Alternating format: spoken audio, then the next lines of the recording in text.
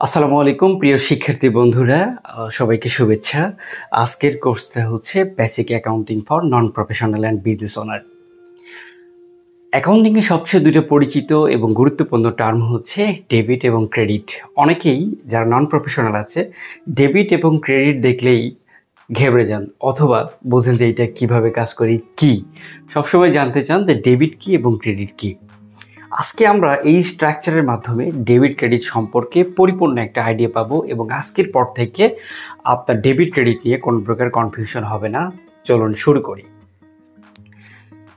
প্রথমেই আমরা বুঝবো যে অ্যাকাউন্টিংয়ের মূল বিষয়টা হচ্ছে আমরা এখানে একটা ব্যাগের চিত্র অঙ্কন করেছি। এইটাতে ব্যাগের ভিতরে টাকা থাকে। আমরা জানি ব্যাগের মধ্যে আমাদের টাকা আছে। যদি আমরা কখনো ভাবি আমাদের বাইরে থেকে কোনো টাকা ইন অথবা আউট হয়, যদি ইন হয় তাহলে আমাদের আয় বাড়ে, তাহলে আমাদের ইনকাম হয়, এবং যদি আউট হয়ে যায় এটা আমরা এক্সপেন্স হিসেবে ট্রিট করি। আমরা এইটা বুঝবো যে আমাদের যদি টাকা আসে তাহলে আমাদের লাভ হয় বা আমাদের আয় বাড়ে, আবার আমাদের পকেট থেকে যদি টাকাটা চলে যায় তাহলে আমাদের খরচ হয় এবং অথবা আমাদের এক্সপেন্সটা বেড়ে যায়। এইটা হচ্ছে বেসিক আন্ডারস্ট্যান্ডিং যে আমাদের আয় না ব্যয়।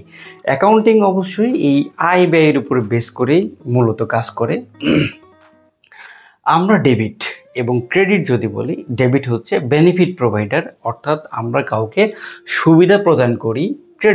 ক্রেডিট হচ্ছে আমরা বেনিফিট রিসিভার, আমরা যদি কোনো সুবিধা গ্রহণ করি। এই দুটার ক্ষেত্রে আমরা বলতে পারি ডেবিট হচ্ছে সুবিধা প্রদানকারী এবং ক্রেডিট হচ্ছে সুবিধা গ্রহণকারী। আমরা আজকে অ্যাকাউন্টিংয়ের একটা বেসিক টার্ম নিয়ে কথা বলবো। একটা অ্যাকাউন্টিংয়ের মোটামুটি 5টা এলিমেন্টস আছে। একটা asset, liability, owners equity, revenue আর এক্সপেন্স। এই 5টা টার্মসের উপরই পুরো অ্যাকাউন্টিংটা ডিপেন্ড করে। তাহলে আমরা প্রথমে দেখব যে ব্যালেন্স শিট আইটেমগুলো। একটা হচ্ছে ব্যালেন্স শিট আইটেম 3টা, অ্যাসেট, লায়াবিলিটি, ওনার্স ইকুইটি, এটা হচ্ছে ব্যালেন্স শিট আইটেম। এই আইটেমগুলোকে আমরা আবার রিয়েল অ্যাকাউন্টে বলতে পারি। নিচের যে দুইটা আছে রেভিনিউ অ্যাকাউন্ট এবং এক্সপেন্স, এই দুইটাকে আমরা ইনকাম স্টেটমেন্ট আইটেম বলি, যেটাতে আমরা ইনকাম স্টেটমেন্টে সাধারণত এই লেনদেনগুলো বসে। এইগুলোকে আমরা নমিনাল অ্যাকাউন্টও বলতে পারি। রিয়েল অ্যাকাউন্ট এবং নমিনাল অ্যাকাউন্টের উপর বেস করে আমরা আজকে ডেবিট ক্রেডিটটা দেখে ফেলব। আমরা প্রথমে আসি অ্যাসেট। অ্যাসেট মানে আমরা জানি সম্পদ, আমাদের ফার্নিচার হতে পারে, মেশিনারি হতে পারে, যে কোনো প্রকার বিল্ডিং হতে পারে, এইটা অ্যাসেট। যদি আমরা অ্যাসেট বৃদ্ধি পাই তাহলে আমরা দেখেন এখানে একটা প্লাস চিহ্ন দিয়েছে, একটা মাইনাস চিহ্ন দিয়েছে। যদি অ্যাসেট যদি আমাদের কখনো বাড়ে তাহলে আমাদের হবে ডেবিট।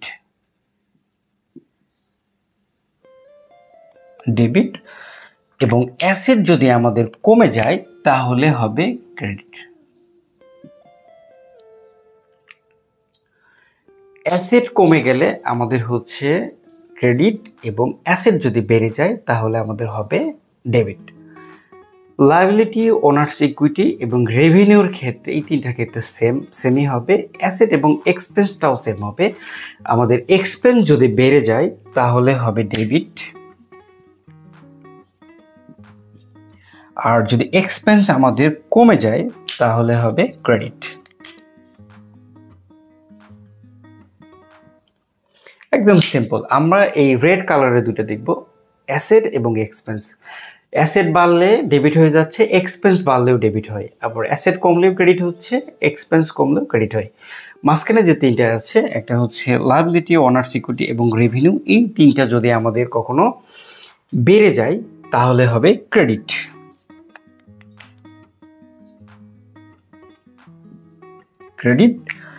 আর কখনো যদি এই 3টা কমে যায় তাহলে হবে ডেবিট।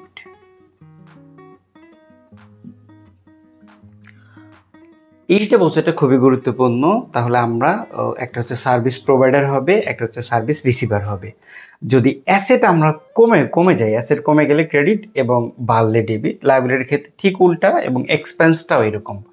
আচ্ছা, আমরা এই 5টা এলিমেন্টসকে ট্রানজ্যাকশনের উপর বেস করে সাজাবো। যে ট্রানজ্যাকশনের উপর বেস করে কি হয় দেখেন, আমরা যদি ট্রানজ্যাকশনে আসি, প্রথম ট্রানজ্যাকশনটা হচ্ছে পারচেস অফ ফার্নিচার, টাকা 5000। আমরা 5000 টাকার একটা ফার্নিচার কিনেছি। আচ্ছা, এইটাতে আমার কি প্রভাব পড়বে? আমাদের একটা হচ্ছে অ্যাসেট কি হলো, ফার্নিচার হচ্ছে অ্যাসেট, তাহলে অ্যাসেট এদিকে বাড়ছে। আবার আমাদের এই ফার্নিচার কেনার কারণে আমাদের কিন্তু 5,000 টাকাও চলে গেছে, বাইরে চলে গেছে। তাহলে কি আমাদের অ্যাসেট আবার কি কমলো, একবার অ্যাসেট বাড়লো, একবার হচ্ছে অ্যাসেট কমলো। এটা ট্রানজ্যাকশনের ক্ষেত্রে একটা গুরুত্বপূর্ণ ইস্যু হচ্ছে চেঞ্জেসটা হয় কিভাবে। যদি কোনো পরিবর্তন ইন্টারনালি হয় তাহলে হবে স্ট্রাকচারাল চেঞ্জ। যেমন আমার পরিবর্তন কিন্তু এইখানে এটার মধ্যেই হয়েছে, হ্যাঁ, এটার মধ্যেই যদি কোনো পরিবর্তন হয় তাহলে ওই চেঞ্জের নাম হচ্ছে স্ট্রাকচারাল চেঞ্জ হচ্ছে স্ট্রাকচারাল চেঞ্জ। আর কিছু চেঞ্জ আছে নিড চেঞ্জ, মানে একবার অ্যাসেট কমবে, একবার হচ্ছে আপনার লায়াবিলিটি কমবে, আবার একবার হচ্ছে এক্সপেন্স বাড়বে, অ্যাসেট কমবে। এইটা হচ্ছে নিড চেঞ্জ, মানে ইন্টারনালি না এক্সটার্নালি চেঞ্জ হচ্ছে, দুইটা এলিমেন্টসের মধ্যে চেঞ্জ হচ্ছে। তাহলে আমরা ডেবিট ক্রেডিট বুঝে গেলাম যে এখানে পারচেজ যদি আমরা ফার্নিচার করি তাহলে আমাদের অ্যাসেট একবার ডেবিট হচ্ছে, একবার ক্রেডিট হচ্ছে, তার মানে ফার্নিচার বাড়ছে এবং ক্যাশ আমাদের কমে যাচ্ছে। এটা কিন্তু একটা জার্নালও হয়ে যাচ্ছে, আমরা যদি জার্নাল করি এখানে কভার করবে, তো আমরা জার্নাল করব না এখন। দ্বিতীয় নাম্বার ট্রানজেকশনে আসি, payment of liability or accounts payable টাকা 1000। আমরা যদি কোনো দেনা পরিশোধ করি, 1000 টাকা দেনা পরিশোধ করি, তাহলে আমাদের কি ধরনের চেঞ্জ আসে দেখেন। এখানে পেমেন্ট করলাম, একটা লায়াবিলিটি আমাদের কমবে, আর যেহেতু পেমেন্ট করছি তাহলে আমাদের ক্যাশও কমবে।